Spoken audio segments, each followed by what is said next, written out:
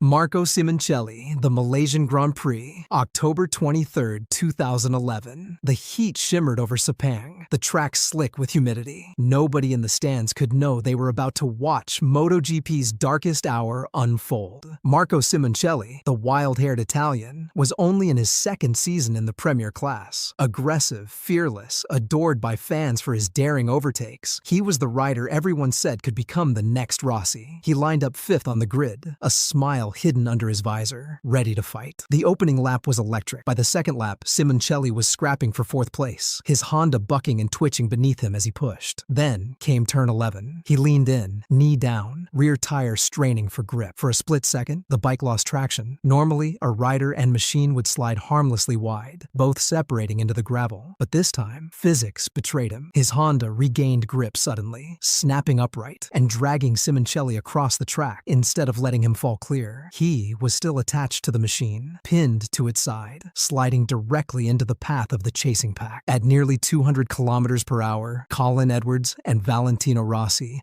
bore down on him with no chance to react. The impact was sickening. Edwards' Yamaha plowed into Simoncelli's body, throwing Edwards into the gravel with shoulder injuries, later diagnosed as ligament damage. Rossi, Simoncelli's friend and mentor, clipped him too, his front tire hitting Simoncelli's chest. The violence ripped Simoncelli's helmet clean off his head, something that almost never happens in MotoGP's modern safety era. The image was so shocking that fans in the grandstands fell silent instantly. Simoncelli lay motionless. His bike, mangled, slid into the grass. Marshals sprinted onto the track as medics performed chest compressions in front of the world. Cameras zoomed in on the horror before cutting away. The race was red flagged. The riders pulled back into the pits, their faces pale. Rossi sat slumped in his garage, unable to speak. Edwards was treated in silence, shaken not only by his broken shoulder, but by what he had just witnessed. After 45 agonizing minutes in the medical center, the official announcement came. Marco Simoncelli, 24 years old, had died from massive head, chest, and neck trauma. The paddock dissolved into grief. Mechanics wept openly. Casey Stoner, Jorge Lorenzo, Danny Pedrosa, all of Simoncelli's rivals, stood in disbelief, helmets still in hand. Rossi, devastated, refused interviews for days. Fans left Sepang in silence, as if the air itself had been sucked out of MotoGP. Simoncelli's number 58 was retired from MotoGP, and a statue of him now stands at his hometown circuit in Misano. His death did more than just break hearts. It highlighted the one nightmare scenario MotoGP could never fully guard against: a rider falling back into the path of others. Sepang 2011 wasn't just a crash. It was MotoGP's reminder that no matter the technology, no matter the skill, sometimes fate delivers a blow too brutal to bear. Daijiro Kato, April 6, 2003. The Japanese Grand Prix at Suzuka was meant to be a celebration. Daijiro Kato, the 250cc world champion and Honda's golden boy, was finally stepping up to claim his place among MotoGP's elite. At just 26 years old, Kato had the weight of a nation on his shoulders. But on lap 3, disaster struck. As he entered the Casio Triangle chicane at nearly 200 kilometers per hour, his Honda twitched violently. The front end shook into a savage tank slapper, and in an instant he was catapulted off the racing line. Instead of skidding into forgiving gravel or soft barriers, Kato's bike drove him straight into a concrete wall where safety protection was criminally thin. The force was unspeakable. Kato's head and spine took the brunt of the blow. Marshals rushed in as his body lay limp against the barrier. He was placed on a stretcher, neck braced, tubes down his throat, and rushed to hospital. The race went on, but every rider knew something far worse was happening just out of sight. For 2 weeks, Kato lay in a coma, fans across Japan holding vigils outside the hospital. On April 20th, the news broke. Daijiro Kato had died from brain and spinal injuries. The MotoGP paddock was devastated. The fallout was immediate. Critics slammed Suzuka's outdated safety standards. The Casio Triangle had long been criticized, but organizers had ignored warnings. Now, one of the sport's brightest stars was gone. MotoGP never returned to Suzuka. His number 74 was retired permanently. The brutality of Kato's crash wasn't just the violence of the impact, but the sense that it could have been avoided. He was a national hero, cut down not only by speed, but by negligence. Wayne Rainey, September 1993. Wayne Rainey was chasing his 4th straight 500cc World Championship. The American had built a dynasty, battling Kevin Schwantz and Mick Doohan, pushing Yamaha to the top of the sport. He arrived at Misano as the champion championship leader, calm, confident, relentless. But on lap 11, everything changed. Exiting a fast left-hander at Misano, Rainey's rear tire slid. It wasn't unusual for the vicious 500cc two-strokes, but this time, he had no escape. He was pitched into the gravel at around 170 kilometers per hour. Instead of slowing his fall, the gravel dug into the bike's front, flipping him headfirst. Rainey landed with devastating force. His helmet dug into the dirt, his body crumpling under its own momentum. Marshall sprinted to him, but Rainey wasn't moving. He was conscious, but instantly aware. His spinal cord had snapped. He would never walk again. The paddock fell silent as the news spread. Yamaha's golden boy, the fiercest champion of his era, was paralyzed from the chest down. His championship was over. His career ended in an instant. Misano 1993 is remembered as one of the most brutal crashes, not because of blood or death, but because it took away the heart of an era. Rainey, the rival who had made Schwantz and Doohan legends in their own right, was robbed of the chance to finish his fight. In later years, he would return as a team manager, wheeled onto pit lanes he once dominated. But every rider who saw Misano that day never forgot. A single mistake on a 500cc beast could end not just your season, but your life as you knew it. Mick Doohan. He was MotoGP's Iron Man, the Aussie who pushed his Honda harder than anyone else dared. In the Dutch TT race weekend at Assen 1992, during Saturday practice, he was reminded brutally that even champions can be broken. He lost the front, crashed heavily, and sustained a double fracture in his right leg. At first, it seemed like a straightforward broken limb, but complications arose quickly. Infection set in. Blood supply to the lower leg failed. Doctors told him bluntly, amputation might be the only way to save his life. Doohan begged for another chance. Dr. Claudio Costa, MotoGP's legendary medic, intervened. In a desperate attempt to restore circulation, he stitched Doohan's legs together, literally grafting healthy blood vessels from one leg to keep the injured one alive. The procedure was grotesque, painful, experimental. Doohan survived, but the leg was permanently damaged. He returned that season, hobbling, trying to salvage a championship he had once led. He lost by just 4 points. But the brutality of Assen wasn't only the injury. It was the lingering reminder that a champion could be reduced to a patient fighting to keep his leg. Doohan reinvented himself after the crash, developing a thumb-operated rear brake to compensate for his weakened foot. He then came back to dominate with 5 straight titles. But Assen 1992 was a line in the sand. A crash so brutal, it nearly robbed MotoGP of one of its greatest champions before his era had even begun. Valentino Rossi, he was the untouchable king of MotoGP. Mugello, his home circuit, he had built a fortress. 9 straight victories, tens of thousands of fans draped in yellow, chanting his name from the grandstands carved into Tuscan hillsides. In June 2010, everyone expected more of the same.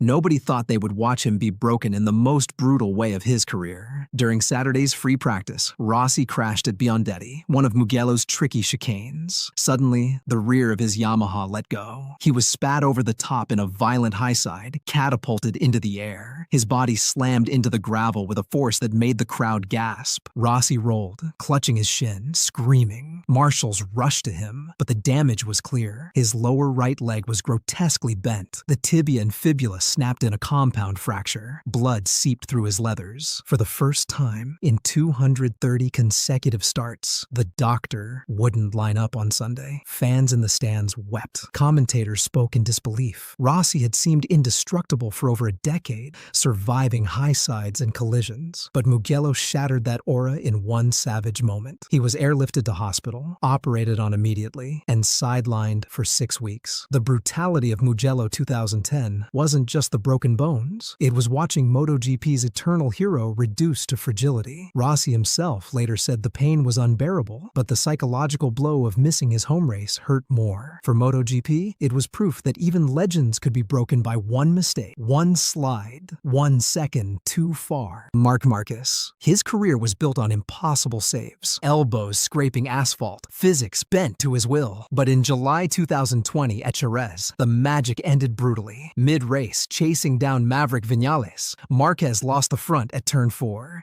In a move only he could pull off, he wrestled the Honda back upright, riding through the gravel, somehow staying on 2 wheels. The paddock erupted. It was another Marquez miracle, but fate wasn't done. A few laps later, pushing again at turn 3, he high-sided violently. The bike bucked him into the air like a rag doll, slamming him into the track at over 150 kilometers per hour. His right arm took the brunt of the impact, snapping his humerus. He lay lay screaming in the gravel, clutching the limb, his season destroyed in seconds. Surgeons inserted a metal plate. Marquez, stubborn as ever, tried to return just days later in Andalusia. The plate shattered under stress, forcing another surgery. Then came an infection. Then a bone graft. What should have been a 2-month recovery turned into 9 months of agony. 3 surgeries and a lost season. The brutality of Jerez 2020 was not only in the crash, but in its aftermath. It turned the most dominant rider of his era into a man fighting just to return. Marquez admitted later he considered retirement. That one violent high side reshaped his destiny, and some argue it ended his reign before it truly should have. Shinya Nakano. His crash at Mugello in 2004 remains one of MotoGP's most terrifying visuals. It didn't happen in a corner. It happened flat out on the main straight with no warning. Nakano's Kawasaki was clocked at nearly 300 kilometers per hour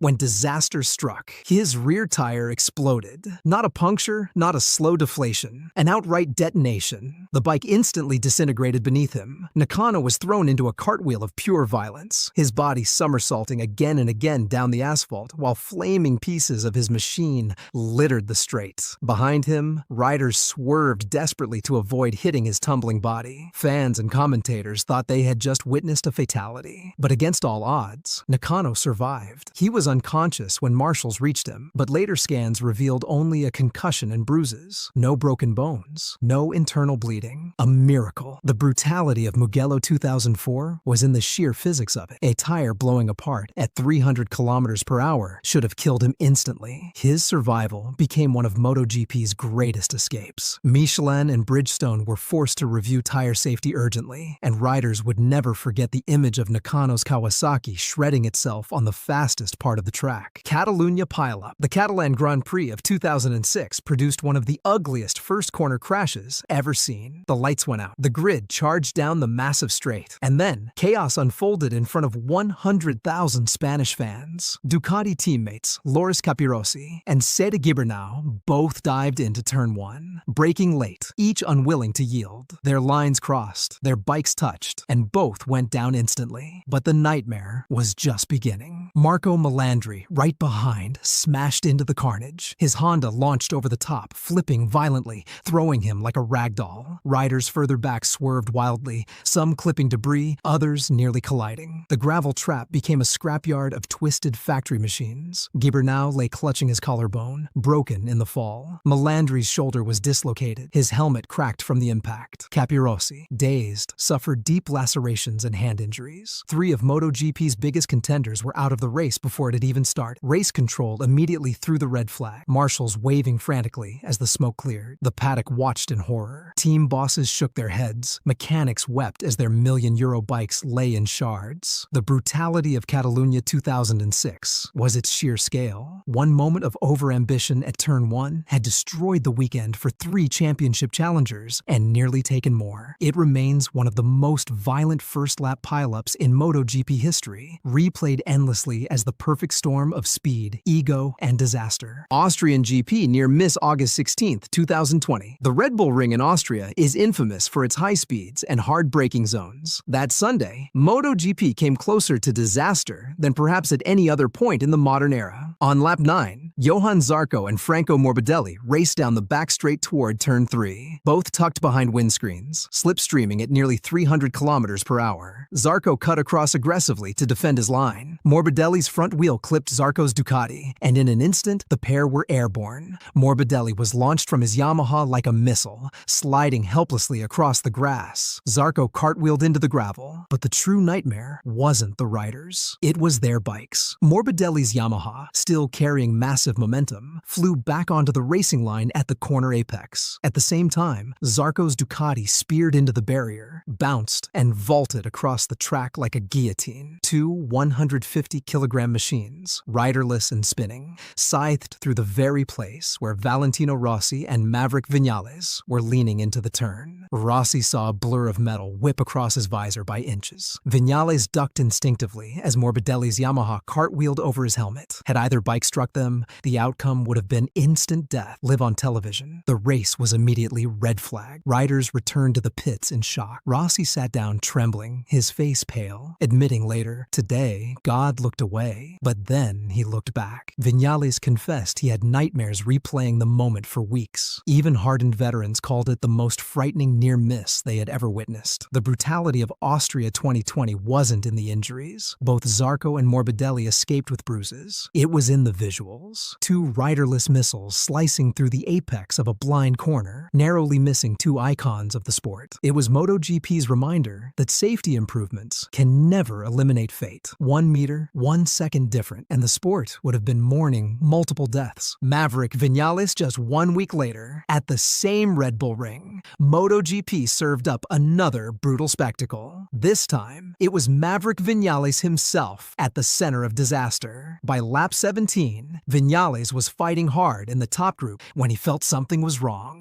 The brake lever on his Yamaha was going soft. He pumped it once, twice, nothing. Then, at over 210 kilometers per hour, barreling toward turn 1, his brakes failed completely. Vinales had less than 2 seconds to choose. Hold on and smash into the barrier at aircraft landing speed, or jump. He chose the only option. At the very last moment, Vinales let go. He hurled himself off the bike and skidded across the tarmac, tumbling violently into the gravel. Behind him, his Yamaha plowed into the air fence and detonated. Flames exploded skyward, carbon fiber shards scattering as if a bomb had gone off. The bike burned to a cinder, black smoke billowing into the Austrian sky. Marshals sprinted with extinguishers, smothering the fire. Vinales staggered to his feet, dazed but miraculously unhurt. His leathers were scorched, his body bruised, but he had escaped death by seconds. The brutality of Styrian 2020 was not just the fireball, but the raw realization that brake failure at 210 kilometers per hour is almost always fatal. Vinales' quick reflex to bail saved his life. His bike's explosion on the barrier forced Yamaha and Brembo into emergency safety reviews, and it burned into the memory of every rider watching. The paddock was shaken. 2 consecutive weekends at the same track had delivered 2 of MotoGP's most terrifying spectacles in modern memory. For Rossi, Vinales, Zarco, Morbidelli, and the rest of the grid, it was proof that MotoGP, even in 2020 with airbags, carbon brakes, and electronic safety systems, could still be savagely, brutally unforgiving.